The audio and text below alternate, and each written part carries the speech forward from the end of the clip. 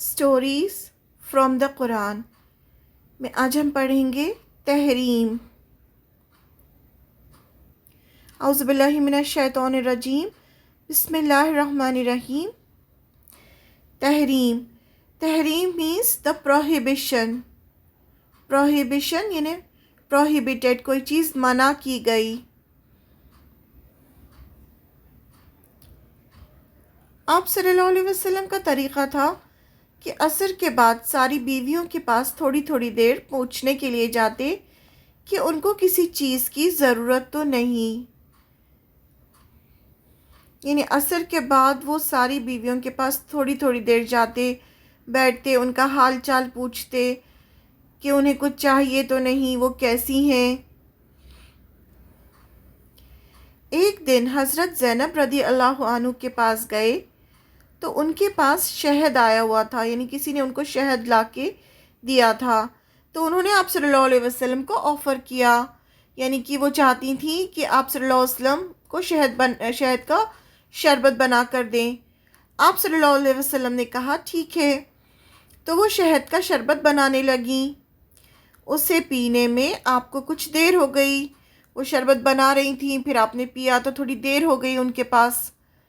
اس سے باقی بیویاں جیسے حضرت عائشہ رضی اللہ عنہ اور حضرت حفصہ رضی اللہ عنہ کو ناگواری ہوئی، یعنی انہیں ایسا لگا کہ حضرت زینب رضی اللہ عنہ کے پاس آپ اتنا زیادہ کیوں بیٹھے۔ اس کی وجہ یہ تھی کہ یہ دونوں کم عمر تھیں۔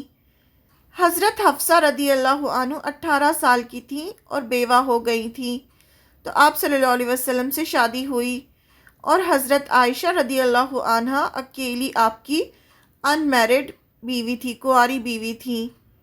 حضرت عائشہ جب 18 سال کی ہوئیں تب تک آپ صلی اللہ علیہ وسلم دنیا سے جا چکے تھے۔ جب بھی ان سے کوئی بھول ہوتی تو آپ صلی اللہ علیہ وسلم برابر ان کی اصلاح کرتے رہتے تھے۔ مسجد نبوی کے پاس ہی بالکل ان کا، جہاں آپ صلی اللہ علیہ وسلم بیٹھ کے خطبہ دیتے تھے اور صحابہ سے بات کرتے تھے، اسی کے پاس ہی ان کا حجرہ تھا۔ حجرہ انہیں چھوٹا سا کمرہ تھا، اس میں یہ رہتی تھیں، تو یہ سب سنتی رہتی تھیں آپ صلی اللہ علیہ وسلم کے پاس کون آیا، آپ نے اس سے کیا بات کی، لوگوں نے آ کے کیا بتایا، ہر چیز یہ سنتی رہتی تھیں۔ پھر جب آپ صلی اللہ علیہ وسلم آتے تھے تو آپ سے پوچھتی تھیں ہر چیز کے بارے میں، اور انہوں نے بہت زیادہ بہت جلدی قرآن حفظ کر لیا تھا، اور بہت ساری حدیثیں ان کو یاد تھیں، بہت ساری حدیثیں ان سے روایت ہوئی ہیں، انہوں نے بہت ساری حدیثیں روایت کی ہیں، 2000 سے زیادہ۔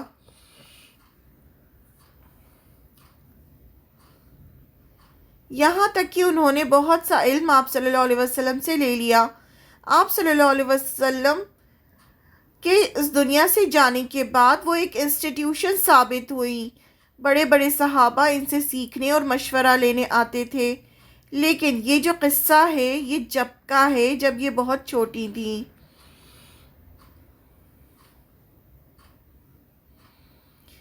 جب حضرت زینب رضی اللہ عنہ کے پاس سے آپ کو آنے میں دیر ہوئی تو حضرت عائشہ رضی اللہ عنہ اور حضرت حفصہ رضی اللہ عنہ نے مل کر سوچا کہ جب آپ صلی اللہ علیہ وسلم ہمارے پاس آئیں گے تو ہم کہیں گے کہ آپ کے منہ سے اسمیل آ رہی ہے۔ کہیں گے کہ کیسی اسمیل آ رہی ہے؟ ایک قسم کے پھول کی، جس میں سے مچھلی کے گوشت کی جیسی بو ہوتی ہے، یعنی ایک قسم کا پھول ہوتا ہے، جب ہم اس کو سونگھتے ہیں تو ہمیں ایسی اسمیل آتی ہے جیسے کہ مچھلی کا گوشت ہو، تو ہم کہیں گے کہ آپ کے منہ سے ویسی اسمیل آ رہی ہے، تاکہ آپ صلی اللہ علیہ وسلم کو شک ہو کہ وہ جو شہد جو انہوں نے پیا ہے اس شہد کے اندر اس پھول کا بھی عرق شامل ہے، اس کی وجہ سے آپ کے منہ سے اسمیل آ رہی ہے۔ تو آپ صلی اللہ علیہ وسلم شہد نہ پئیں اور حضرت زینب رضی اللہ عنہ کے پاس زیادہ نہ رکیں۔ بس ان کا مقصد یہ تھا کہ آپ صلی اللہ علیہ وسلم ان کے پاس زیادہ نہ رکیں۔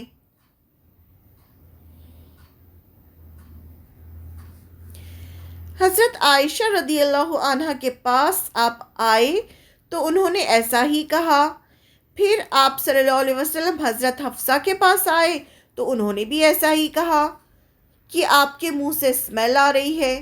اور آپ صلی اللہ علیہ وسلم جو تھے وہ بہت زیادہ نفاست پسند تھے، یعنی آپ کو ہر چیز بالکل صاف ستھری چاہیے ہوتی تھی، آپ بہت زیادہ پاک صاف رہتے تھے، تو آپ یہ بالکل برداشت نہیں کر سکتے تھے کہ آپ کے منہ سے ذرا بھی اسمیل آئے، اسی لیے آپ برابر مسواک کرتے تھے اور اپنا بہت زیادہ صفائی کا بہت زیادہ خیال کرتے تھے۔ اور ہمارے دین میں بھی ہے نا کہ صفائی جو ہے وہ نفس ایمان ہے، یعنی آدھا ایمان جو ہے وہ ہماری صفائی ہے۔ تو آپ صلی اللہ علیہ وسلم نے کہا میں نے شہد پیا تھا، شاید اسی وجہ سے، یعنی آپ صلی اللہ علیہ وسلم کو بھی شک ہوا کہ جو میں نے شہد پیا تھا شاید اس وجہ سے میرے منہ سے اسمیل آ رہی ہے۔ اور آپ صلی اللہ علیہ وسلم نے کہا اب میں قسم کھاتا ہوں کہ کبھی شہد نہیں پیوں گا۔ اور حضرت حفصہ رضی اللہ عنہ سے کہا کہ کسی کو مت بتانا کہ میں نے یہ قسم کھائی ہے، یعنی حضرت حفصہ کے سامنے انہوں نے یہ قسم کھائی کہ اب میں قسم کس کی کھاتے ہیں؟ ہم صرف اللہ کی قسم کھا سکتے ہیں، ہم کسی اپنے بچے کی قسم نہیں کھا سکتے، ہم ماں باپ کی قسم نہیں کھا سکتے، ہم قرآن کی قسم نہیں کھا سکتے، ہم صرف اور صرف اللہ کی قسم کھا سکتے ہیں۔ تو اللہ کی قسم کھا کر انہوں نے کہا کہ اب میں کبھی بھی شہد نہیں پیوں گا، میں قسم کھاتا ہوں اور یہ بات کسی کو نہیں بتانا۔ اب حضرت حفصہ رضی اللہ عنہ نے جا کر حضرت عائشہ رضی اللہ عنہ کو بتا دیا کہ ہمارا پلان کامیاب ہو گیا، اب آپ کبھی شہد نہیں پئیں گے، یعنی دونوں نے پلان کیا تھا اور ان کو وہ کامیاب ہو گئیں کہ ہاں ٹھیک ہے اب آپ تو پئیں گے نہیں شہد نہیں پئیں گے تو حضرت زینب کے پاس زیادہ نہیں بیٹھیں گے۔ یہ کتنا عام لگتا ہے لیکن یہ لوگ ہماری طرح نارمل لوگ نہیں تھے، یہ وہ فیملی تھی جس کو پورے مسلمانوں کے لیے رول ماڈل بننا تھا، اس لیے اللہ تعالیٰ نے خود اس معاملے کو اپنے ہاتھ میں لیا اور قرآن میں سب کی اصلاح کی۔ یعنی یہ تو بہت ہی معمولی بات لگتی ہے نا ہم کو کہ کوئی چھوٹی سی بات ہے، چلو تھوڑی سی ان کو یہ ہوا کہ بیویوں میں آپس میں ہوتا ہے تو ان کو تھوڑی سی جیلسی ہوئی اور اس طرح سے ہوا، لیکن یہ جو فیملی تھی پوری، آپ صلی اللہ علیہ وسلم اور آپ صلی اللہ علیہ وسلم کی بیویاں، یہ تو پورے رول ماڈل تھے نا پوری امت کے لیے، تو اس لیے اللہ تعالیٰ نے قرآن نازل کیا اور ان کی اصلاح کی، اصلاح یعنی کریکشن کیا کہ یہ تم نے کیا کیا، غلط کام کیا ہے، یعنی بتایا کہ تم لوگ غلط کر رہے ہو۔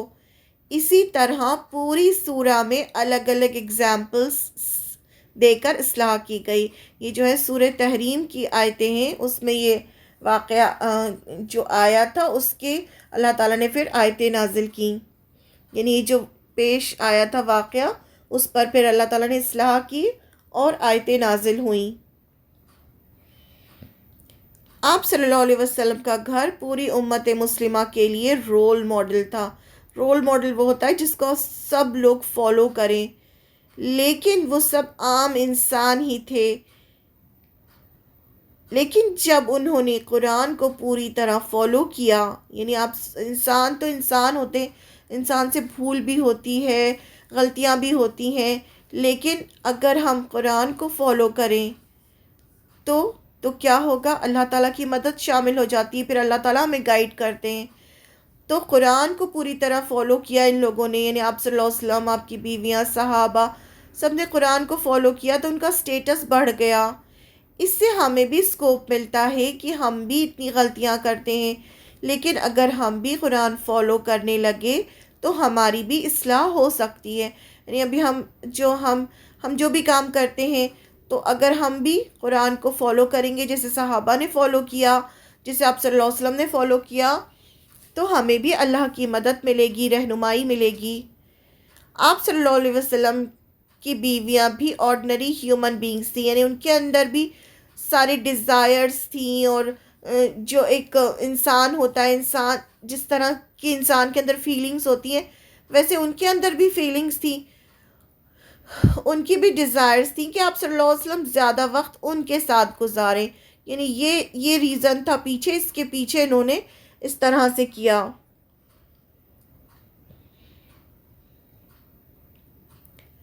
آپ کی ساری شادیاں حضرت خدیجہ رضی اللہ عنہ کے انتقال کے بعد ہوئیں، ساری بیویاں یا تو بیوہ تھیں یا طلاق شدہ تھیں، صرف حضرت عائشہ رضی اللہ عنہ کنواری بیوی تھی.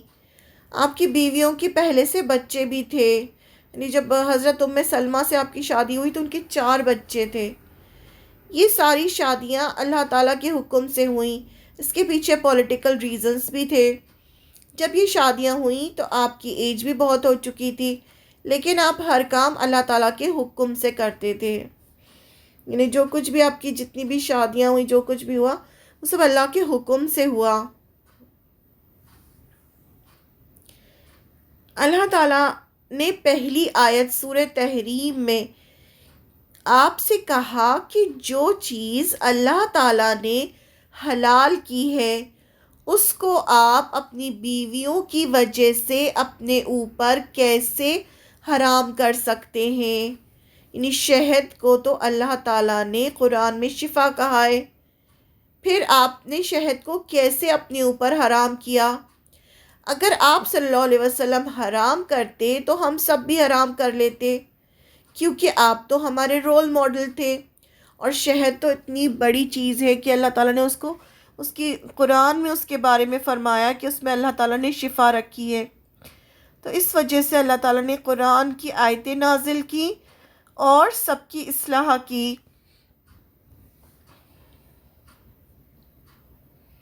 یعنی آپ صلی اللہ علیہ وسلم کی بھی اصلاح کی اور آپ کی بیویوں کی بھی اصلاح کی.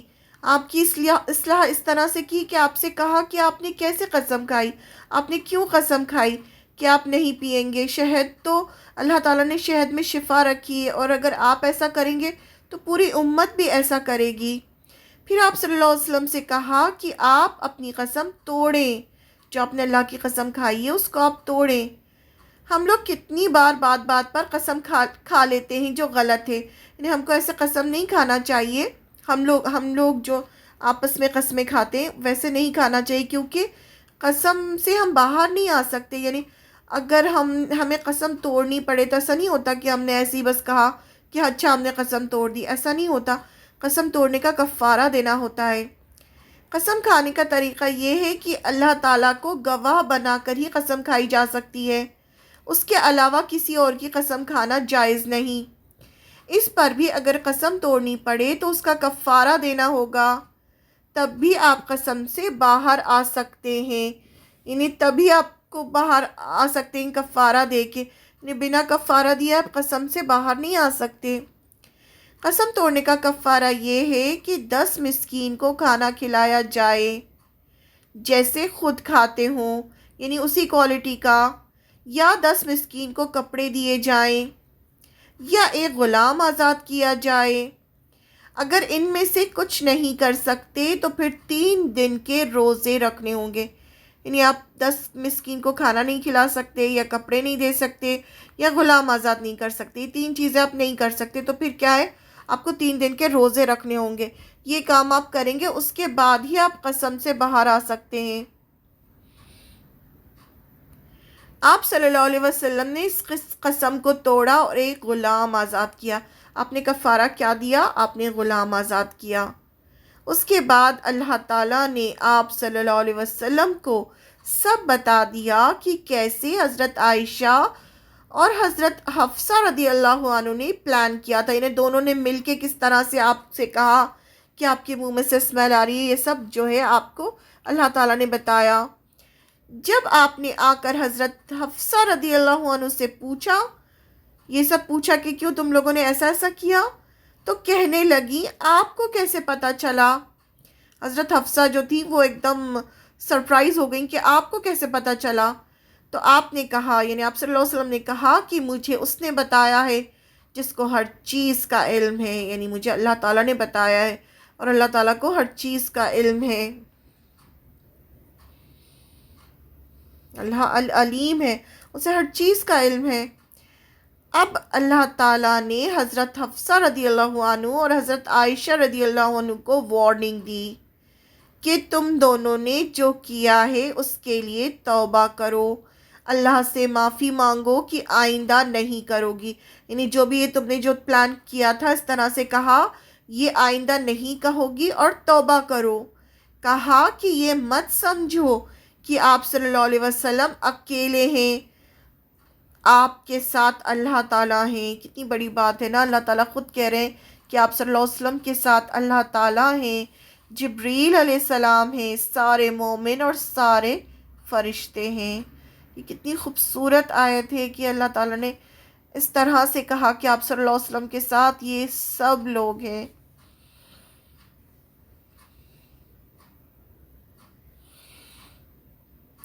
اور اگر آپ صلی اللہ علیہ وسلم تمہیں طلاق دے دیں نبی کی بیویوں، تو ان کے پروردگار کو اس بات میں دیر نہیں لگے گی کہ وہ ان کو تمہارے بدلے میں ایسی بیویاں عطا فرما دے جو تم سے بہتر ہوں. یعنی ان کو ایک دم وارن کر دیا کہ اگر اللہ تعالیٰ چاہیں تو یہ آپ صلی اللہ علیہ وسلم تمہیں طلاق دے دیں اور اس کے بدلے میں اللہ تعالیٰ تم سے بہتر بیویاں انہیں عطا کریں جو مسلمان ہوں، یعنی فرما بردار ہوں، ایمان والی ہوں، اطاعت گزار ہوں، توبہ کرنے والی ہوں، عبادت گزار ہوں، روزے دار ہوں، چاہے پہلے ان کے شوہر رہے ہوں یا کنواری ہوں. اس طرح کی بیویاں انہیں اللہ تعالیٰ عطا کریں. اس طرح سے اب اللہ تعالیٰ نے وارن کیا نبی کی بیویوں کو، انہیں ان کو حضرت حفصہ اور حضرت عائشہ کو. یہ آیت نمبر 1 to 5 میں یہ سب چیزیں نازل ہوئی ہیں سورہ تحریم کی. قرآن میں دوسری جگہ بھی اللہ تعالیٰ کی وارننگ آئی کہ آپ اپنی بیویوں سے کہیے کہ اگر تمہیں دنیا چاہیے تو میں کچھ دے کر اچھے طریقے سے رخصت کر دوں. یہ سورہ احزاب میں بھی آ چکا ہے اس طرح سے. یہ جو آپ صلی اللہ علیہ وسلم کی جو بیویاں تھیں وہ انصار کی عورتوں کو دیکھتی تھیں، تو ان کے پاس بہت زیادہ پیسے ہوتے تھے اور وہ بہت اچھے سے رہتی تھیں، اور آپ صلی اللہ علیہ وسلم تو زیادہ تر سب کچھ صدقہ کر دیتے تھے، اور مسلمانوں کے حالات بھی ٹھیک نہیں تھے. جب جنگ خیبر ہوئی ہے اس کے بعد جا کے مسلمانوں کے حالات تھوڑے ٹھیک ہونا شروع ہوئے تھے. تو جو نبی کی جو آپ صلی اللہ علیہ وسلم کی جو بیویاں تھیں وہ آپ صلی اللہ علیہ وسلم کو تنگ کرتی تھیں کہ ان کو خرچے کے پیسے چاہیے اس طرح سے. تو پھر اللہ تعالیٰ نے اسے قرآن میں آیتیں نازل کی کہ اے نبی، سورہ احزاب کی آیت نمبر 28 ہے، اے نبی اپنی بیویوں سے کہو کہ اگر تم دنیاوی زندگی اور اس کی زینت چاہتی ہو، یعنی تمہیں اگر دنیا کی زندگی زیادہ عزیز ہے، اس کی زینت تمہیں چاہیے، تو آؤ میں تمہیں کچھ تحفے دے کر خوبصورتی کے ساتھ رخصت کر دوں. یعنی پھر تم لے لو مجھ سے کچھ اور پھر تم چلی جاؤ، میں تمہیں رخصت ہی کر دیتا ہوں. آیت نمبر 29. اور اگر تم، پھر دو آپشن دیے ان کو کہ اگر تم اللہ اور اس کے رسول اور عالم آخرت کی طلبگار ہو، یعنی پھر تمہیں اللہ چاہیے، رسول چاہیے اور آخرت چاہیے، تو یقین جانو اللہ نے تم میں سے نیک خواتین کے لیے شاندار انعام تیار کر رکھا ہے. یعنی تمہیں اگر آخرت کی طلب ہے، آخرت چاہیے، اللہ کی رضا چاہیے، رسول اللہ صلی اللہ علیہ وسلم کا ساتھ چاہیے، تو پھر جیسا ہے ویسے رہو. آپ صلی اللہ علیہ وسلم نے حکم سب کو سنایا تو سب نے معافی مانگی اور کہا کہ ہمیں جنت چاہیے. اس کے بعد کسی نے آپ صلی اللہ علیہ وسلم کو کبھی بھی پریشان نہیں کیا، اور آپ کا جو مشن تھا دین پھیلانے کا اس میں آپ کا ساتھ دیا. جتنی بھی آپ کی بیویاں تھیں پھر ہمیشہ آپ صلی اللہ علیہ وسلم کا ساتھ دیا، اور جیسے آپ صلی اللہ علیہ وسلم نے کہا ویسے وہ رہیں. اور بعد میں آپ صلی اللہ علیہ وسلم کی دنیا سے جانے کے بعد بھی جو تھیں وہ بہت دین پھیلاتی تھیں، اور آپ کے گھر میں دین کا کام ہوتا تھا اور مسلمان عورتوں کی اصلاح ہوتی تھی، اور اس طرح سے خود وہ کام کر کے صدقہ کرتی تھیں. اس کے بعد اللہ تعالیٰ نے قرآن میں ان کی تعریف کی اور آپ کو حکم دیا کہ اب آپ ان میں سے کبھی کسی کو نہیں چھوڑ سکتے، اور یہ پوری امت کی ماں کا درجہ رکھتی ہیں. یعنی پھر اللہ تعالیٰ ان سے راضی ہوئے اور اللہ تعالیٰ نے ان کو امہات المومنین کا درجہ دیا. یعنی پورے امت میں جتنے لوگ ہیں سب کی ماں ہیں یہ. آپ کے جانے کے بعد کسی کو اجازت نہیں تھی کہ ان سے کوئی شادی کرتا، کیونکہ اللہ تعالیٰ نے ان کو ماں کا درجہ دیا تھا. انہیں امہات المومنین کہا گیا، یعنی پوری امت کی مائیں، مدرس آف دا بلیورز. حلال حرام کا اختیار صرف اللہ کو ہے، یعنی کیا چیز حلال ہے کیا چیز حرام ہے، اس کو ڈیسائیڈ کرنے والے صرف اللہ تعالیٰ ہیں۔ اللہ نے نبی کو بھی یہ حق نہیں دیا کہ وہ کسی حلال چیز کو حرام کریں یا کسی حرام چیز کو حلال کریں، یعنی آپ صلی اللہ علیہ وسلم کو بھی یہ حق نہیں دیا کہ آپ کسی حلال چیز کو حرام کر لیں۔ حلال کی ہوئی چیز کو خود پر حرام کر لینے کا اختیار نبی کو بھی نہیں دیا، یعنی آپ صلی اللہ علیہ وسلم نے کہا نا اب میں کبھی نہیں پیوں گا، میں قسم کھاتا ہوں، تو یہ اپنے اوپر ایک طرح سے حرام کر لینا تھا، لیکن اس کا اختیار اللہ تعالیٰ نے آپ صلی اللہ علیہ وسلم کو بھی نہیں دیا کہ جو چیز اللہ نے حلال کی ہے اس کو آپ کیسے حرام کر سکتے ہیں اپنے اوپر۔ اب اس میں ایک چیز ہوتی ہے کہ بہت ساری چیزیں ایسی ہوتی ہیں جو ہم لوگ کو پسند نہیں ہوتی، تو وہ بات الگ ہوتی ہے کہ ٹھیک ہے آپ کو کوئی چیز پسند نہیں ہے تو آپ نہ کھائیں، لیکن اس طرح سے اپنے اوپر حرام نہیں کر سکتے ہم کسی بھی حلال چیز کو، اور کسی حرام چیز کو بھی حلال نہیں کر سکتے، یعنی کہ کوئی چیز حرام ہے تو ہم اپنی مرضی سے حلال کر لیں، اگر کسی حرام چیز کو حلال کیا تو پھر اس کا گناہ ہے۔ نبی کا مقام بہت بڑا ہے، اگر نبی کوئی چیز خود پر حرام کر لیتے تو پوری امت بھی ایسا کر لیتی، کیونکہ نبی کی زندگی سب کے لیے نمونہ تھی، اس لیے اللہ نے خود نبی کی زندگی کی نگرانی کی اور چھوٹی سی بھی بھول پر فوراً اصلاح کر دی گئی، یعنی بہت چھوٹی سی بات ہے یہ، لیکن اللہ تعالیٰ نے فوراً قرآن میں آیتیں نازل کی اور اصلاح کی کہ نہیں یہ غلط کام ہو رہا ہے، یہ ایسا نہیں ہونا چاہیے۔ بتا دیا گیا کہ کسی نبی کی بیوی ہونا فائدہ نہ دے گا جب تک کہ اعمال نیک نہ ہوں، یعنی ایسا نہیں ہے کہ نبی کی بیوی ہے تو اس کا کوئی فائدہ ہوگا اور جنت حاصل ہو جائے گی۔ اسی سورہ تحریم میں آگے لوط علیہ السلام کی بیوی اور نوح علیہ السلام کی بیوی کا اگزامپل دیا گیا، اللہ تعالیٰ نے اگزامپل دیا دونوں کا کہ وہ دونوں نبی کی بیویاں تھیں لیکن نافرمان تھیں، تو اس لیے نبی کی بیوی ہونا انہیں فائدہ نہ دے گا، یعنی پھر وہ جہنم میں جائیں گی۔ اب ہم ریفرنس دیکھتے ہیں قرآن میں جو 5 آیتیں آئی ہیں۔ پارہ نمبر 28، سورہ نمبر 66، سورہ التحریم کی آیت نمبر 1 to 5 نازل ہوئی تھی اس واقعے کے اوپر۔ اعوذ باللہ من الشیطان الرجیم، بسم اللہ الرحمن الرحیم۔ اعوذ باللہ من الشیطان الرجیم، بسم اللہ الرحمن الرحیم۔ یا ایہا النبی، اے نبی، لما کیوں، تحرموا آپ حرام کرتے ہیں، ما اس کو جو حلال کیا اللہ نے۔ نبی سے کہا جا رہا ہے کہ آپ اس کو کیوں حرام کرتے ہیں اپنے اوپر جو اللہ نے حلال کیا ہے، یعنی شہد لکا آپ کے لیے، یعنی آپ کے لیے جو چیز حلال کی ہے شہد کو، وہ آپ کیوں حرام کرتے ہیں اپنے اوپر۔ تبتغی آپ چاہتے ہیں، مرداتا رضامندی، ازواجکا اپنی بیویوں کی، یعنی آپ کو اپنی بیویوں کی خوشی پسند ہے، واللہ اور اللہ غفور بہت بخشنے والا، رحیم نہایت رحم کرنے والا ہے، یعنی اللہ تعالیٰ غفور الرحیم ہے۔ اے نبی، جو چیز اللہ نے تمہارے لیے حلال کی ہے تم اپنی بیویوں کی خوشنودی حاصل کرنے کے لیے اسے کیوں حرام کرتے ہو، اور اللہ بہت بخشنے والا بہت مہربان ہے۔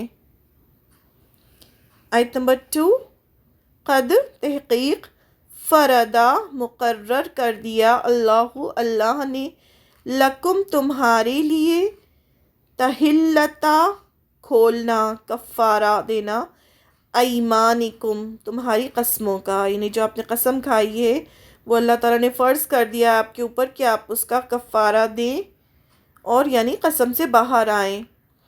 واللہ اور اللہ مولاکم مولا ہے تمہارا، یعنی تمہارا ساتھی ہے، وہوا اور وہی، العلیم خوب علم والا، الحکیم خوب حکمت والا ہے، یعنی اس کو ہر چیز کا علم ہے کہ کس نے کیا کہا ہے، کس کی وجہ سے آپ نے اپنے اوپر حرام کیا ہے، اور حکمت والا ہے، یعنی اس کو سب وزڈم ہے، ہر چیز کی کہ کیا چیز صحیح ہے کیا چیز غلط ہے.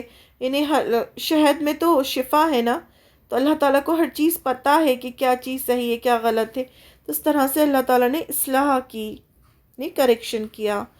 تحقیق اللہ تعالیٰ نے تمہارے لیے قسموں کا کھول دینا مقرر کر دیا ہے، اور اللہ تعالیٰ تمہارا کارساز اور وہی پورے علم والا حکمت والا ہے. آیت نمبر 3. وَإِذْ اور جب اسرا چھپا کر کی النبی نبی نے الا طرف بعض ازواجہ اپنی بیویوں کے حدیثاً ایک بات. کیا بات چھپا کر کی تھی؟ حضرت حفصہ سے کہا تھا نا کہ آپ یہ قسم جو کھائیے وہ کسی کو بتانا نہیں. فلما تو جب نبأت اس نے خبر دے دی بہی اس کی، خبر دے دی کس کو خبر دے دی تھی انہوں نے؟ حضرت عائشہ رضی اللہ عنہ کو. وَأَظْهَرَهُ اللَّهُ تو ظاہر کر دیا اسے اللہ نے علیہ اس پر. تو اللہ تعالیٰ نے آپ صلی اللہ علیہ وسلم کو بتا دیا کہ ان دونوں نے اس طرح سے کیا ہے، اور یہ خبر جو ہے انہوں نے ان کو دے دی ہے. عرفا اس نے بتا دیا بعدہ بعض حصہ اس کا. وَأَعْرَضَ اور اس نے اعراض یعنی کچھ بات بتا دی کچھ بات چھپا لی. عن بعد بعض سے. فلما تو جب نبأہا اس نے خبر دی اس سے، یعنی آپ صلی اللہ علیہ وسلم جب کہا بہی اس بات کی، جب آپ صلی اللہ علیہ وسلم نے ان سے کہا کہ تم نے ایسا ایسا کیا، قالت تو کہنے لگی من کس نے انبأکا خبر دی آپ کو ھذا اس کی، کہنے لگی آپ کو کس نے بتایا اس بارے میں. قالا کہا، یعنی آپ صلی اللہ علیہ وسلم نے کہا نبعنی خبر دی مجھے العلیم خوب علم والے نے، الخبیر بہت باخبر نے. یعنی مجھے تو اس نے بتایا ہے جو بہت علم والا اور بہت زیادہ خبر رکھنے والا ہے، خبیر ہے، علیم ہے، خبیر ہے. یعنی اللہ تعالیٰ نے مجھے بتایا اس بارے میں. اور جب نبی نے اپنی بعض بیویوں سے ایک پوشیدہ بات کہی، بس جب اس نے اس بات کی خبر کر دی اور اللہ تعالیٰ نے اپنے نبی کو اس پر آگاہ کر دیا، تو نبی نے تھوڑی سی بات تو بتا دی اور تھوڑی سی ٹال گئے. پھر جب نبی نے اپنی اس بیوی کو یہ بات بتائی تو وہ کہنے لگیں کہ اس کی خبر آپ کو کس نے دی؟ کہا سب جاننے والے پوری خبر رکھنے والے اللہ تعالیٰ نے مجھے یہ بتایا ہے. آیت نمبر 4. ان اگر تتوبا تم دونوں توبہ کرو اللہ طرف اللہ کے، دونوں کو کہا کہ توبہ کرو اللہ کی طرف. فقط بس تحقیق سغت جھک پڑے ہیں قلوبکما تم دونوں کے دل، یعنی تم دونوں کے دل جو ہیں وہ جھک پڑے ہیں، یعنی جو ہے یہ جو کام ہوا ہے اس کی وجہ سے تم دونوں توبہ کرو. وَإِنْ اور اگر تظاہرا تم ایک دوسرے کی مدد کرو گی، یعنی تم ایک دوسرے کی مدد کرو گی اس طرح سے، علیہ اس کے خلاف، یعنی آپ صلی اللہ علیہ وسلم کے خلاف مدد کرو گی ایک دوسرے کی. فَإِنَّ اللَّهَ تو بے شک اللہ، ہوا وہ مولا ہے اس کا، یعنی آپ صلی اللہ علیہ وسلم کے مولا ہے اللہ، یعنی دوست ہیں اللہ. و جبریل اور جبریل علیہ السلام ہیں. و صالح اور نیک، المؤمنین اور مومن، سارے نیک مومنین جو ہیں وہ آپ صلی اللہ علیہ وسلم کے ساتھی ہیں، مولا ہیں. جبریل علیہ السلام ہیں، اللہ تعالیٰ ہیں، مومنین ہیں. والملائکۃ اور فرشتے، بعد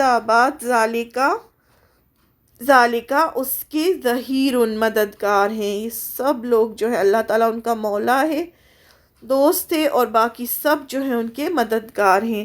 تو ان کو وارن کیا کہ تم دونوں ایک دوسرے کے خلاف، اگر تم دونوں مل کے ایسے نبی کے خلاف کام کرو گی تو دیکھو یہ سب جو ہیں وہ نبی کے مددگار ہیں. اے نبی کی بیویوں، اگر تم اللہ کے حضور توبہ کر لو تو یہ مناسب ہے، کیونکہ تم دونوں کے دل مائل ہو گئے ہیں. اور اگر نبی کے مقابلے میں تم ایک دوسرے کی مدد کرو گی، اگر تم نے مدد کی تو یاد رکھو اس کا ساتھی اللہ ہے اور جبریل علیہ السلام ہے اور نیک مسلمان ہیں، اور اس کے علاوہ فرشتے ان کے مددگار ہیں۔ آیت نمبر 5 سورہ تحریم کی۔ عسیٰ امید ہے رب اس کا، ان اگر طلقکن وہ طلاق دے دے تمہیں، یعنی وارننگ دی کہ طلاق دے دے تمہیں، ان کی یبدلہ وہ بدل کر دے دے اس سے، ازواجن بیویاں، خیرن بہتر، من کننا تم سے، یعنی اللہ تعالیٰ چاہے تو تمہیں بدل کے دوسری ان کو بیویاں دے دے، مسلماتن جو مسلمان ہو، مؤمناتن مومن ہو، قانتاتن اطاعت گزار، تائباتن توبہ گزار، عابداتن عبادت گزار، سائحاتن روزے دار، سیباتن شوہر دیدہ، و ابکارن اور کنواریاں، شوہر والیاں کنواریاں۔ اگر وہ آپ صلی اللہ علیہ وسلم تمہیں طلاق دے دیں، نبی کی بیویوں اگر تم دونوں کو طلاق دے دیں تو ان کے پروردگار کو اس بات میں دیر نہیں لگے گی کہ وہ ان کو تمہارے بدلے میں ایسی بیویاں عطا فرما دے جو تم سب سے بہتر ہوں، مسلمان ہوں، ایمان والی، اطاعت گزار، توبہ کرنے والی، عبادت گزار، روزے دار، چاہے پہلے ان کے شوہر رہے ہوں یا کنواری ہوں۔ تو یہ 5 آیتیں نازل ہوئیں اس واقعے کے بعد۔ سبحانک اللہم و بحمدک، نشہد ان لا الہ الا انت، نستغفرک و نتوب الیک۔ السلام علیکم ورحمۃ اللہ وبرکاتہ۔